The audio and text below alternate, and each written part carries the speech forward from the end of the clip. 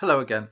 The previous video um, is quite significant in the respect that the exploring the financial dynamics of how these cases are constructed from. The language that I used in the videos was part of the when people came to us wanting to help in terms of they were greatly troubled by what they'd seen by working inside of social services and local authorities and so on. We kind of coached them in how you would go about valuing a project in terms of basic DCFs and things like that. And then we'd say to them, look, this is going to be really hard, but go back and think, or go back inside and dehumanize your thought process and essentially look at cases in that way in terms of how much cash flow can be taken out of this, how much would it be worth, and then make a decision of what you do. And it was quite extraordinary, really, because after a time, people were coming back and they were saying, it's incredible, we've just got whole new lenses in how we see things. And that some of them were quite troubled and nauseous by it in many ways, but it was phenomenally successful. So that's why I went through that, the interest of private equity in children and this hand to glove growth in long-term care orders and private equity consolidating up foster care agencies and growing into this industry to lock into those long-term cash flows, and why there never is any, why the cases are constructed in a way where there's never meant to be any return to the family, because simply the cash flows wouldn't be valued as highly as they would be if there was a humanity side to the case where you look to repair families and reunify people rather than say we never support children going back to their families. So I hope that gives some context. The other is, again, I need to keep stressing this because these cases are, it's a process of setting up a trade, and your narrative builds the reality to give that a veneer of legitimacy. And the process is designed to extract as much cash out of the third estate, the taxpayer, as possible in doing that. And as the cases proceed, more people come in. But effectively, you've got a situation where everybody is against the parent, because it's about a trade. You merely have to create the reality that makes it look legitimate. This is not new. This has always been with us in terms of using narrative to create a reality.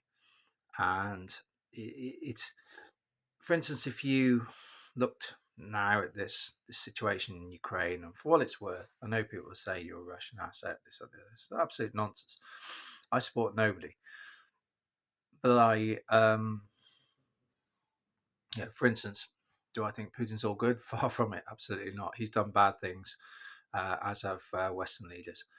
But if you look at a lot of the narrative that's based around him in terms of the, the almost daily demonization of him and the Russophobia and so on and so forth, if you went back to the years leading up to World War One, you would see, if you got hold of newspapers and read them over a period of time, you would see very, very similar tone to articles and narratives. But if you replace Putin for the Kaiser Wilhelm II, you would see the same patterns. They were effectively building into the psyche of a nation that war is inevitable. You are going to go to war at some point. Whereas in reality, the situation was Britain was unable to come to terms with the fact a unified Germany could challenge it industrially, militarily, and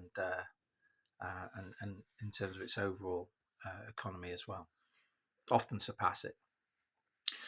But the reality was creating this demonic view of the Kaiser. And again, I don't think he was all good. He did do bad things, but so did our leaders. You're creating this demonic view of someone and then trying to encourage a view of an inevitability of a conflict. It's the same. You're inventing narrative to create a reality. The war in Iraq was the same. These mythical weapons of mass destruction, that things could be taken out of the sand and hit British targets in 45 minutes, whatever it was. Afghanistan was another one. You create, and the media are very complicit in this, you just create a narrative and then people think, oh yeah, doesn't matter the fact they've never attacked us, never really said they would attack us, but we've got to do this, it's inevitable. So it's the same. Look at, again, I keep going back to the Hughes debacle with Dawn Sturgis inquiry. Again, no disrespect to the passing of Dawn Sturgis at all. I would never want to create that impression. Again,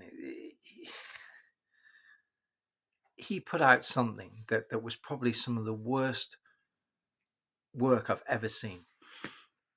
I mean, I've covered it on other ones, but let's look at another angle of that. That how things don't fit, so you just ignore them. Julia Skirble, who they very, very were keen to parade her in front of the media when she awoke from a coma.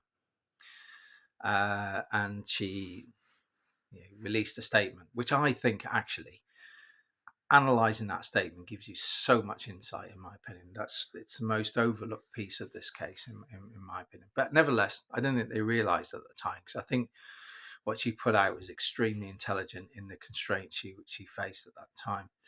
But they were keen to show her and parade her.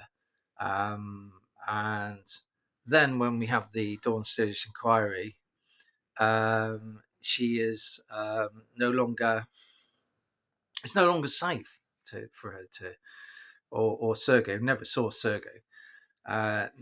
Not safe for either of them to even buy a controlled video link, a safe video link. Not safe. Now, I somehow think that the reality is she wouldn't say what they needed her or would like her to say, because I think I could see enough in the first statement she gave to suggest that she wasn't buying the narrative that Boris Johnson and Theresa May and the rest of it were pushing out very quickly before there'd really been an investigation. So you just conjure up, and it doesn't fit. We don't want her coming out and saying, "Oh, no." So we just create a new reality that it's not safe. It's safe at the time, of course, when she came out of coma to parade her, but no safe video links in the inquiry. And it reminded me very much of the experience of the FCA as well, because that's a similar situation where they, for me, because I wouldn't go along with them preparing a video, a sort of witness statement on the premise that, oh no, we can't talk about the our role before we intervened in WealthTech in April 2023. So we have to can't talk about it. It doesn't exist.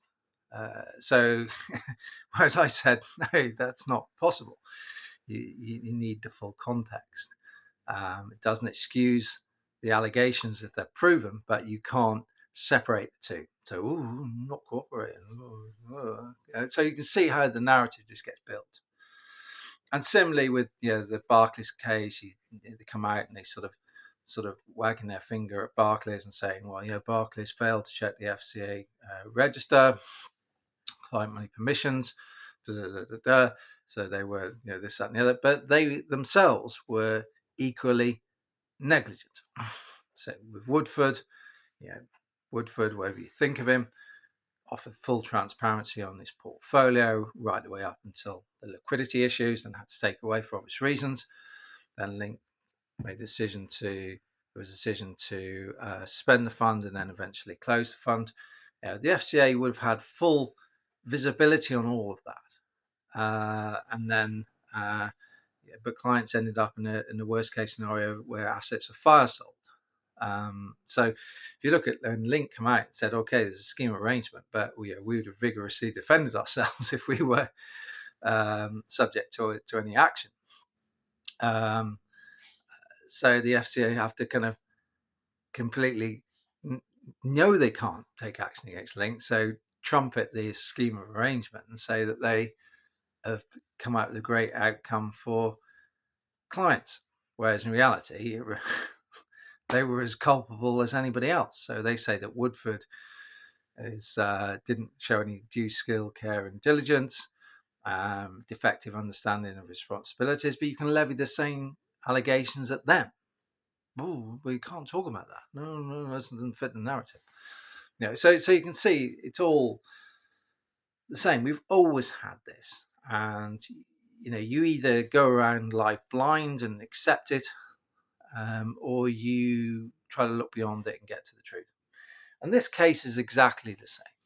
And we come on to like a parental review, and I hinted at some of this. I mean, in terms of the standard of it, it was an absolute embarrassment. I mean, I can maybe later when we've got covered a lot more ground, I'll actually put it up, and certainly some of the statements I'm going to pull up and dissect at some point in the future to illustrate this very point.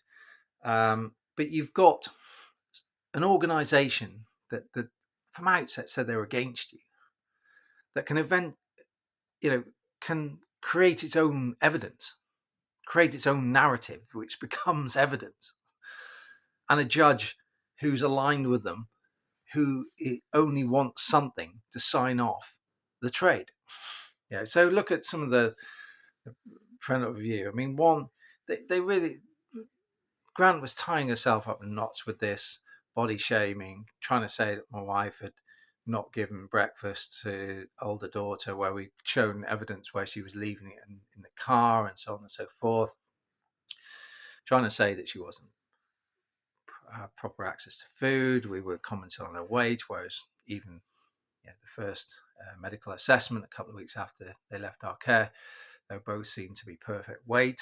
And it was really embarrassing. And she tried to come out with some absolute nonsense about a clothing size, a reference to a clothing size. A bit like saying to somebody, you're a size 10 shoe. Oh, that's sizist, because you're saying you've got bigger feet. So maybe you should chop off your toes. That sort of thing. And me, one against me was I think it's both was actually an over focus on education. How embarrassing is this that even a judge would look at it and not comment on it? So also over focus on education was, supporting their school's ambitions to promote reading. When we visited places, we'd take the time to learn about them before we got there, so we could enrich our experiences, whether it be locally or whilst on holiday. If you look at an English heritage or a National Trust booklet, maybe digital now, but you will see children and families on them. And it's trying to encourage people not only to get outside and enjoy outside, but to learn about things, to pick up knowledge. So to say this is the depravity of it, it really is the depravity of this situation. It's extraordinary. Criticizing because we were being a bit hawkish on social media and stuff. But actually what we were doing, the issues we were raising on social media and looking to phase it down, was exactly the same as countries like Australia were looking at, and other countries, in terms of understanding its corrosiveness in terms of the mental health of children and adults, actually, but certainly children. We try to encourage getting out, enjoying nature, and so on and so forth. All things now that you would recognize as being very positive for mental health. And yet we were criticised for this bizarre over focus on education. It really was bizarre. And trying to look at the impact of social media and things like that. It was a pure invention, venomous invention of narrative that could be used as evidence. In no system of scrutiny would it be accepted. And the other interesting aspect is, at this point, they were scratching around heavily for what they were going to use for evidence. And actually, Hudson was trying to say, well, what is your strategy on evidence? They didn't really have one. You know, they were chest beating about police interviews. I said, yes, please. So expert opinion on the arm. No, not the expert opinion. Get the people who did it. Yeah, they're the experts. Yeah, they will tell you why, strangely enough, no concerns were ever raised at the time. Highly trained professionals didn't want to do that. So then they started talking about this interview with this organization called Triangle. Triangle's one of the many creatures of this vast ecosystem where people break off from social services and other organizations, set up these private entities to provide service, to draw down on this ecosystem. And yeah, I sort of said to them, look, it's, you know, if you're going to do that, but you know, I'm a bit just want to know more about how independent this organization is in terms of you and them and so on. And I remember one of the meetings, one of the because I was litigant in person at the time, and the local authority put this clown of a barrister who was standing in for McKee, and I was sort of asking about this, and he said, "Oh, you pay for it then." I mean, that is the standard of this rubbish, where someone said to me, pay 18,000-20,000 pounds to create evidence against you or whatever. You know, they wanted me to pay for it. And I said, well, why would I do that when I've given you suggestions of what to do and you've blocked them? Yeah, that is how bad this system is. Because all I said is if you're going to pay 18,000-20,000 pounds, I don't think you're going to do that unless you're sure of getting the result you want. So we need more information on the independence of this. And his answer was, you pay for it then. Yeah. And strange enough, they were pushing hard and hard and hard for it. Actually, before each case management hearing, you have a 1 hour pre-hearing briefing, is what they call it, and it's awful. You join them. It's like nothing ever positive comes from it. It is like looking at noses in a trough of the third estate. It is repulsive. It's another mechanism to draw down money from the third estate. And actually, it's quite interesting because Grant put out a very interesting statement that she, when she was clearly trying to push older daughter down this route. And I am going to put this statement up with some of her other work because it was sort of contradictory. It's like saying, you know, it's open to her, but this is what we want. And it was within a couple of paragraphs, and I raised it in my statements. And of course, Hudson didn't fit the narrative, so you just ignore it. It's not consistent with the trade. And another one was, and they try to cover this off in this nonsense here that I'm looking in front of me. There was a World War One battlefield trip for history for older daughter. School had made it clear it wasn't compulsory. It was actually, in terms of the overall numbers, not that many students went. So it wasn't compulsory, made no difference to grades one way or the other. Actually, Mahan, the solicitor, thought that the major battlefields in World War One were fought in Germany. Yeah. And Grant put out this, or she has a passion for history, so we're doing it like that to support her. But it seemed exactly the same time as they were pushing for her to do this Triangle interview. So real concerns about financial grooming, given it wasn't compulsory at all. And they try to cover this off in this and how I how I challenged it. But the strange thing is there were some notes that came into play at a later date.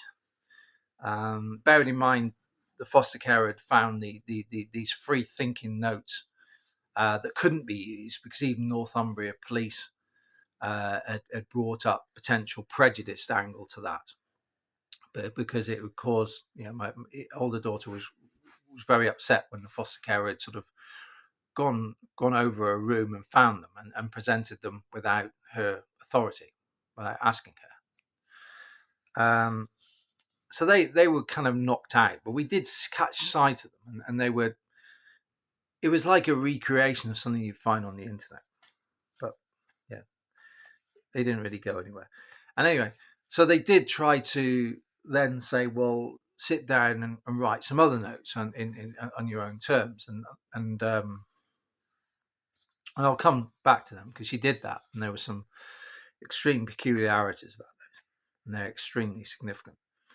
And so in terms of this trip, because those notes that eventually came out, I will jump forward and then come back to them at another point.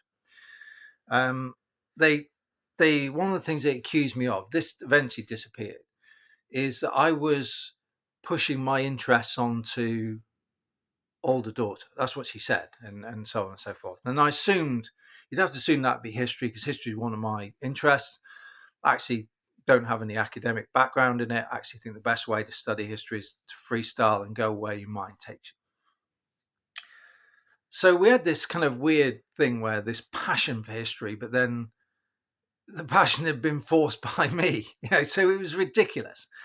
And then, strangely enough, after they did their trade and got the long-term care order, history was dumped after GCSEs, which is strange because actually in the last full year of our care, she was outstanding. She had 4 10 out of 10s for history, for 4 assignments, one of which she got headmaster's accommodation.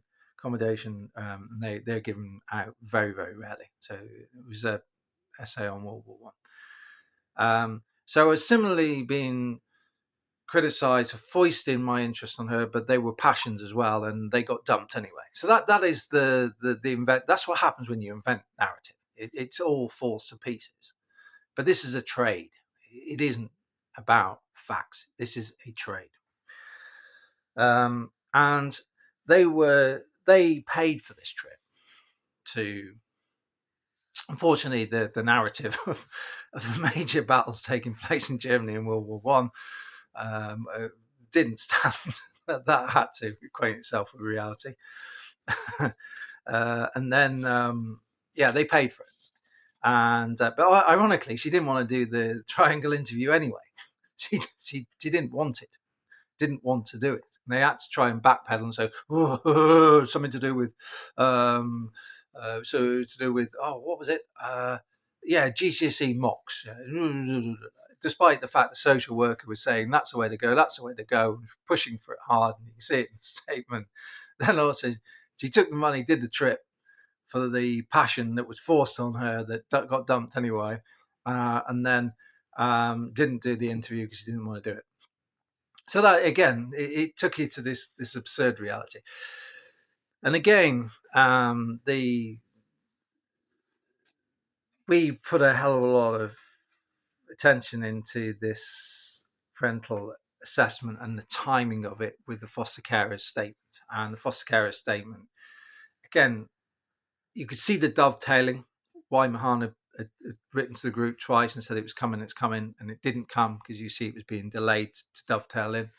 I included that in my statements, and all of a sudden he had to send everything by post because we know very well why that was. He got caught out not telling, being particularly transparent. He'd already been caught out for withholding things from the bundle and so on. And they were in a situation where this statement, there was some awful things in this statement in terms of beautiful things that had happened that had been soured in a dreadful, dreadful way, such as, younger daughter watched a program called Hunter Street and really loved it. We actually all loved it as a family. And there was a character in there, I think her name was Annika, and she had a sleeping mask. And after that, she wanted a sleeping mask, and she even wanted a sleeping mask for her toys as well. She used to put them on the toys. And it was such a wonderful, beautiful thing that we took so much pleasure out of. And apparently that got twisted because she wore it because there were so many arguments. The other one was, all our holidays were disasters and arguments and so on and so forth. But then we went to beautiful places, tried to learn about them, over focus of education, of course, and try to enrich ourselves in terms of our knowledge and experience. They were all disasters. And you got to the point and you started to look at this and think, these people all knew what they were doing.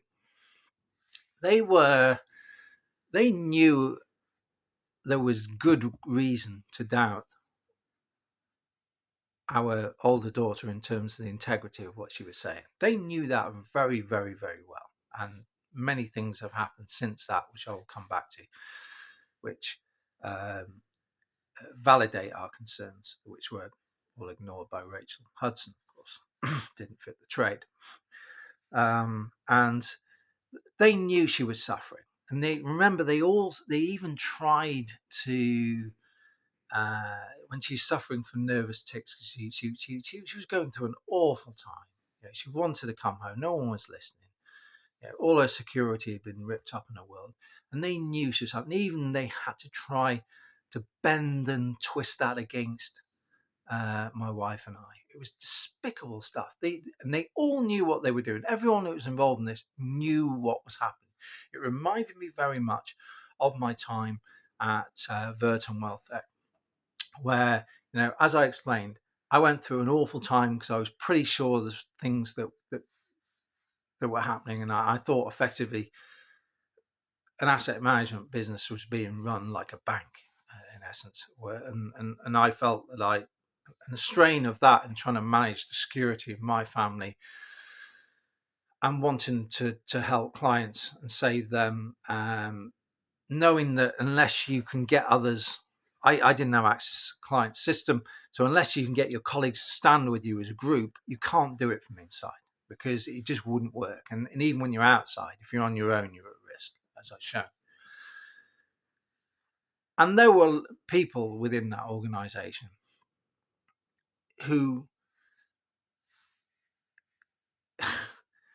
there were things that you could look at, and there were things you could look at and say this shouldn't happen, and there were things you could look at the same thing and say I haven't seen it.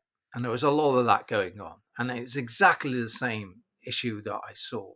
Is people knew things were not right and there were reasons for concern, but they wouldn't stand.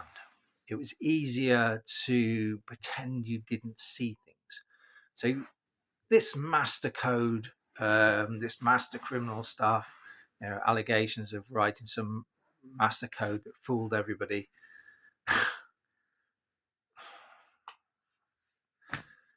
Make that reality if it gives you comfort. But it was the same issues that I saw, and people, shame on these people who watched younger daughter go through awful times, suffering, desperate for her parents, pulling stunts to try to undermine the emotional attachment between you, cancelling meetings when we raise concern, abuse, very, very certainly antagonistic and hostile approach towards Polish culture, Polish interpreters, destroying her Polish heritage. Everybody knew she was suffering. Everybody knew what was happening and did nothing and decided to look the other way. And that can never be forgotten. And Rachel Hudson is very much in that. But that's it for this episode. I continue through the journey because it is important people see these, because there's a lot of disclosures that will come, and this sets the groundwork for that, and it gives people an insight into how these things work. There is no malice in me. I never harmed anyone in my life, destroyed anyone's property, and the people I've mentioned here are not being singled out maliciously. They're being singled out because I believe, and my colleagues on the research side believe, and so even some of their own colleagues believe, mostly, that there's been terrible things happened as well. That is why these videos are being placed collectively, raising these concerns. As the other account drew out the full royal flush of coordinated coercion, raising these issues of why I've faced coordinated coercion that's culminated recently in UK police state terror. Take care. Bye.